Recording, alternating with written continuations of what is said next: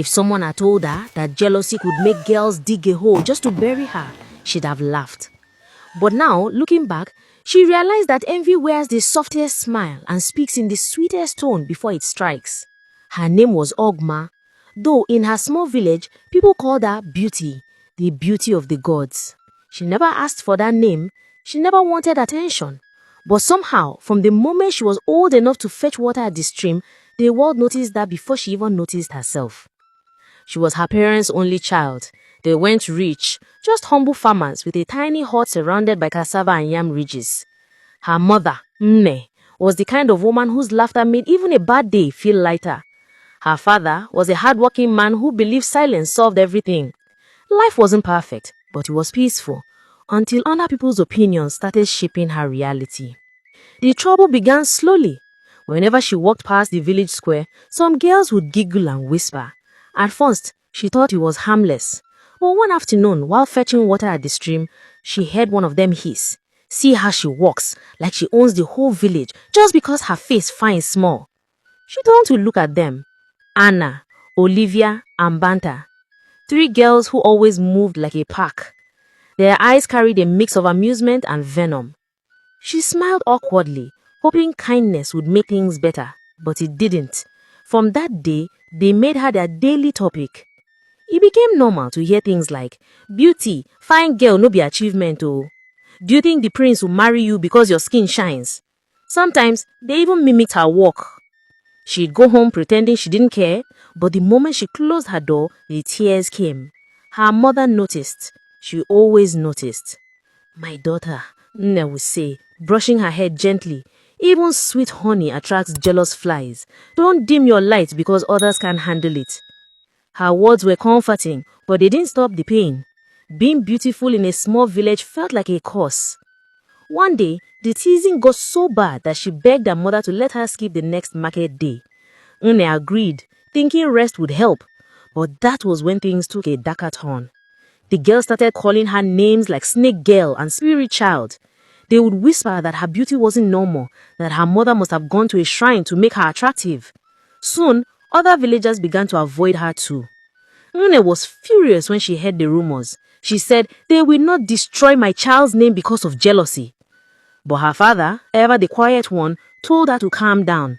People always talk. Let them talk.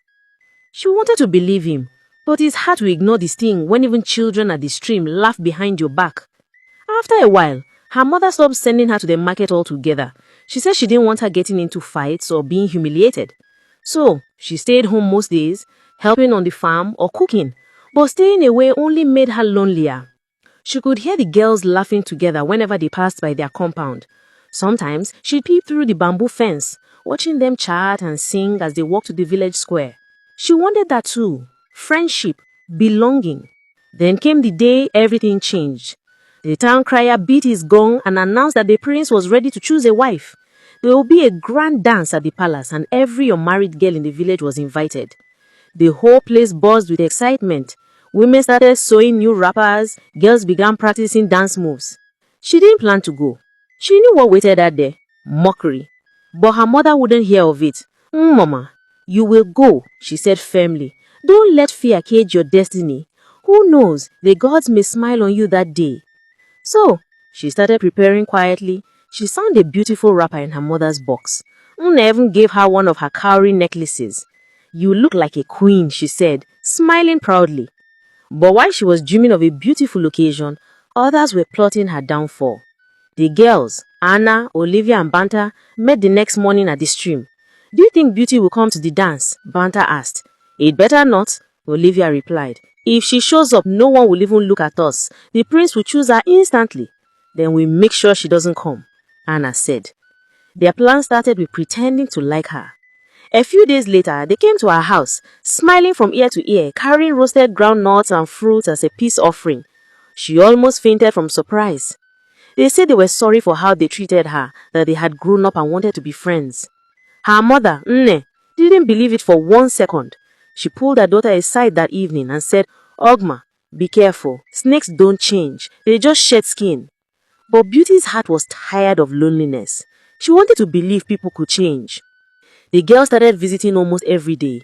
They'd laugh with her, braid her hair, and compliment her dance steps. She began to trust them again, even though something in Une's eyes said she shouldn't. One afternoon, while they were at her house, she showed them the outfit she planned to wear to the dance. They gasped and said it was beautiful. "You look like a goddess," Banda said with a smile that didn't quite reach her eyes. She didn't notice then, but that was the smile of a wolf admiring its prey. Later, they gathered outside whispering to each other. They decided to dig a pit in the bush, and they would lure Beauty there on the day of the ceremony. They would push her into the pit, injuring her and ruining her chances of participating in the ceremony. The girls set out to the bush, carrying shovels and hoes. They began to dig using the sharp tools to break through the earth. They toiled for days, sweating and grunting as they walked. Their hatred for Beauty fueled their determination, and they kept digging until the pit was deep and wide enough for their plan. The morning of the dance arrived, and Nne woke her early. She hugged her tightly and whispered, "Don't follow them anywhere. Go to the palace alone. I had a strange dream." Beauty promised she'd be careful. Nne headed to the palace to join the other women in cooking for the occasion. A few hours later, she saw the girls walking towards their compound, all dressed in bright colors, looking like flowers in full bloom. "Beauty," Olivia called, "we came to go with you. Let's take a shortcut through the bush. We don't want anyone seeing our clothes before we reach the palace." She hesitated, but my mother said, Don't tell me you're still listening to that old woman's superstitions," Anna interrupted, rolling her eyes. "We're all friends now, aren't we?" Beauty smiled weakly. Her heart said, "Don't go," but her mind said they've changed. They walked together, laughing, talking about how the prince might look. Beauty felt happy, genuinely happy for the first time in months. Then, as they got deeper into the bush, the laughter died down. The path grew narrow and quiet. She noticed the bird had stopped singing. Her chest tightened, but before she could ask why they were taking that particular route, Anna turned and said, "This way, Beauty, the path is smoother." When she stepped forward, she didn't see it coming. The ground gave way beneath her. She screamed, a scream so loud it felt like it tore the air apart, and she fell into a deep pit. Her legs hit something hard. Pain shot through her. She looked up, dazed, covered in dirt, her head spinning. Above her, the girl stood at the edge of the hole, staring down with cruel smiles. "Look at you, Beauty," Anna said. "The village beauty, the queen to be. You want to dance, right? Dance there."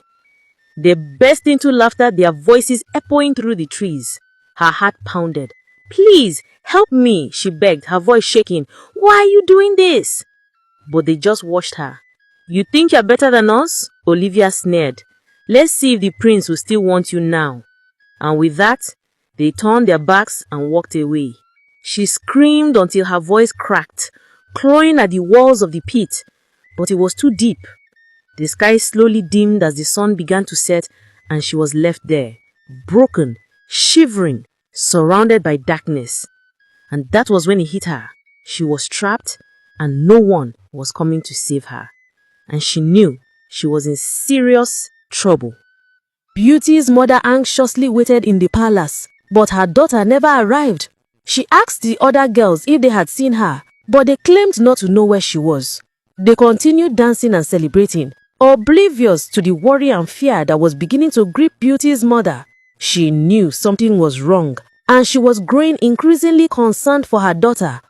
She went to find Beauty's father, hoping he might have seen her, but he shook his head and said he hadn't seen her since they left the house earlier in the day. As Nne stood in the palace, trying to make sense of her daughter's absence, she remembered how excited Beauty had been about the ceremony. She remembered how she had been practicing and perfecting her dance moves for days. She couldn't believe that Beauty would simply choose not to come. Filled with fear and worry, she implored her husband to race home with her to see if Beauty was there. They both knew that something was terribly wrong. Meanwhile, the prince watched the maidens dance, but he felt no connection to any of them. Something in his heart told him that none of the girls were his future wife. He turned to his father and said, "I have not found my bride." The king halted the music and announced to the crowd that the prince had no wife. The crowd stared in disbelief, and the maidens stood frozen in shock. The jealous girls were filled with rage and disappointment, and their legs trembled with anger. Beauty's parents rushed back to the palace, their hearts racing with fear.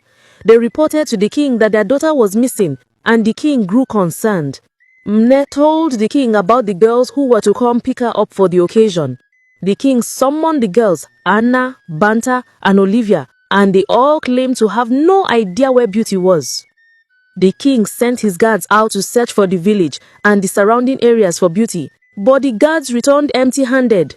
Mne wailed in grief, tears streaming down her face as she held her husband close. The king promised to send more guards out at first light, but Mne could not sleep that night. She lay awake, clutching her husband's hand, praying for her daughter's safe return. The next morning, as the sun rose over the village, a man named Dinta prepared to hunt for the day. Dinta was a skilled hunter who provided meat for the palace every day, and this morning was no different. He ventured into the thick bush, and as he did, he heard a faint cry for help. "Please, someone help me! Is anyone there? Please help me!" The voice pleaded. Dinta was puzzled. Who could be in the thick forest so early in the morning? He followed the voice and discovered a deep pit where a girl was trapped inside. She was exhausted from shouting for help. He immediately started lowering a rope down into the pit to pull her out. The girl, whom Dinta recognized as Beauty, was weak and trembling. She asked for some water, and Dinta gave her a drink. He knew that her parents would be worried sick about her, and he wanted to get her back to them as soon as possible.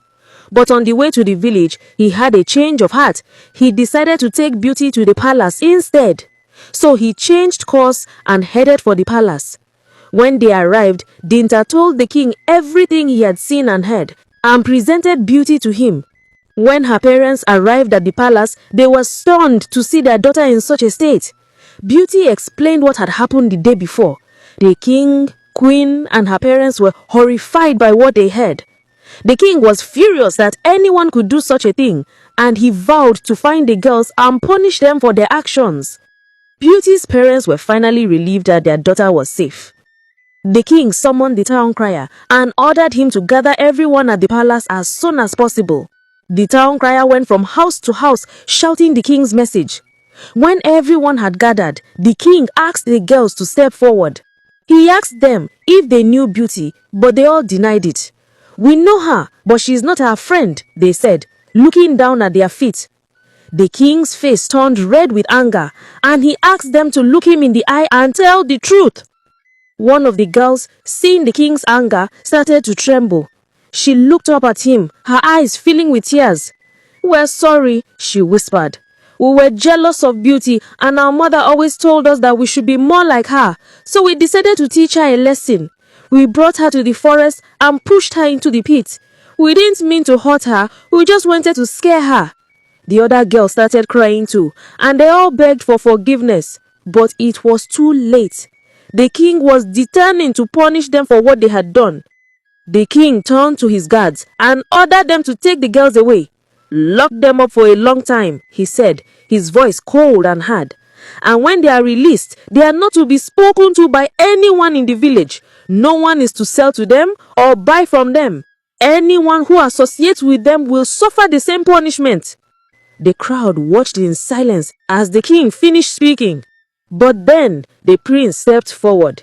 He turned to the crowd and announced, "I have found a wife. She is here with us today." The crowd murmured in confusion. Who could the prince be talking about? Then the prince walked over to Beauty and lifted her to her feet. He brushed the dirt from her dress and gave her a warm hug. The crowd erupted in cheers, and the jealous girls hung their heads in shame. The girls were led away sobbing and pleading for mercy, but it was too late. The king's decision was final. Dinta was rewarded by the king. Beauty's destiny had been fulfilled despite their attempts to sabotage it.